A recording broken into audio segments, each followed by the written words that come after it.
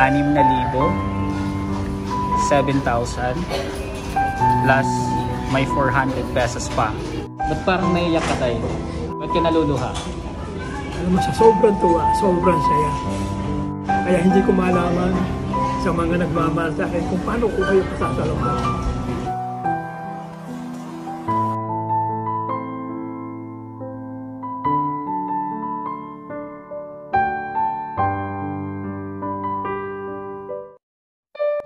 Magandang umaga po sa inyong lahat. Bali magbibigay lang po ako ng update ngayon.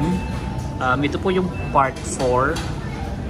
Bali po kasi may nagpadala na naman sa akin kagabi para daw kay tatay. So sila si Sir Jovin, si Ma'am Mary Grace, Ma'am Anna, tapos may isa pong nagpadala din ng 2K for groceries ni tatay at vitamins daw. So yun, bali tapos na kaming mag-grocery.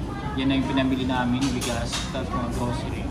So yun tay, bali may aabot na naman ako sa iyo na pera. Pero bago ko simulan yun, gusto ko lang malaman mo na sobrang saya nila para sa iyo, natutuwa sila sa iyo, and na-inspired sila sa kwento mo.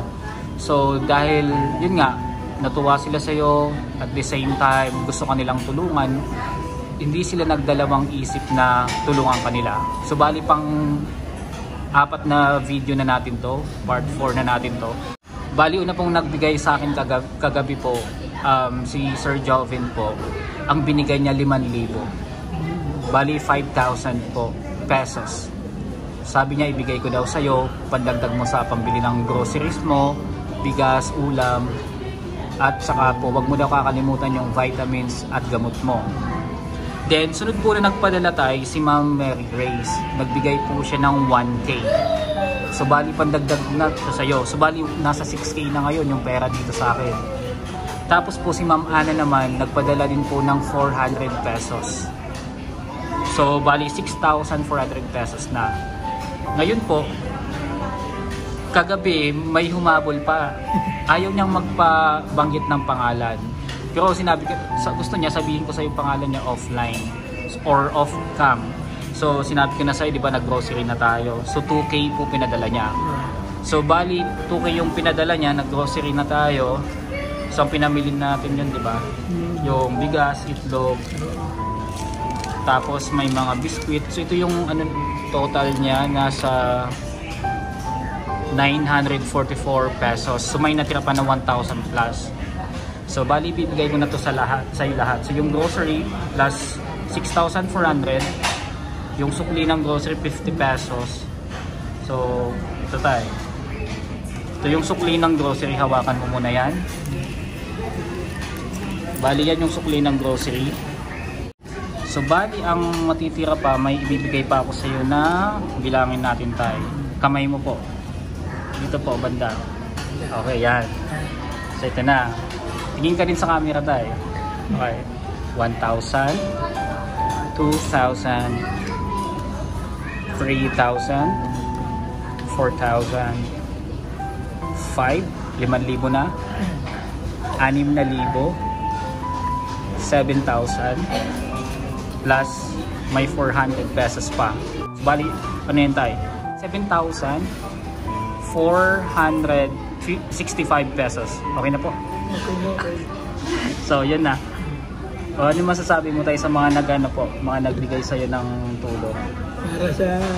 Para sa mga nagmamahal sa akin, na nagbigay ko sa akin ng tulong, ako po'y nagpapasalamat po. Marami. Malaking bagay ito sa aking buhay. God bless na lang po sa inyo na nagbigay sa akin ng tulong. Maraming salamat po. So yun po guys, nagpasalamat na po si tatay. Sobrang salamat po sa lahat ng tulong na binibigay niyo. Laking blessing po ito para kay tatay.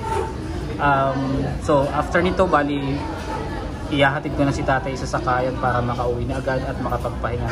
Tay, sabihin mo kung ilang araw ka muna hindi magtitinda, kasi gusto ng ibang followers at mga nagmamahal sa'yo, pahinga ka muna sa pagtitinda mo. Kahit ilang days lang daw. Magpapahinga ako mga 4 days. Oy, nice. Para makarelax naman ako, makabawi ng lakas. Tama. So tay, medyo madami-dami ka na din na naipon dyan. Itago mo po yan, i-manage mo. Basta wag mo lang titipirin yung pagkain, tapos ibili mo ng gamot mo or maintenance mo. Then mag-save ka din po. So tayo, bago tayo maghiwalay, ganda ng ngiti mo tayo. Masaya ka ba? Oo naman, sobra. Gano'n ka kasaya?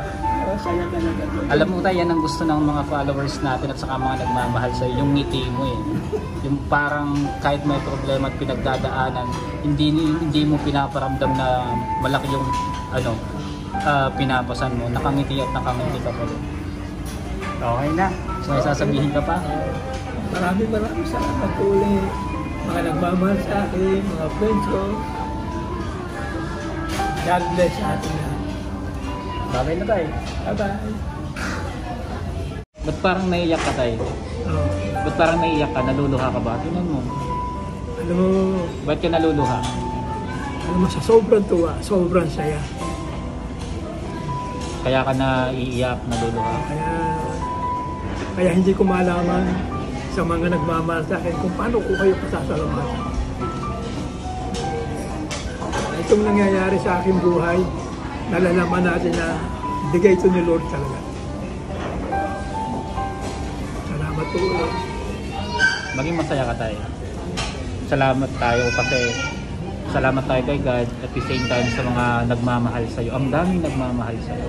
So okay lang yan. Naiintindihan ko yan. Tears of joy ang tawag dyan. Kaya ka naluluha at naiiyak. Pero masaya ako na masaya ka. Masaya ka. Oh.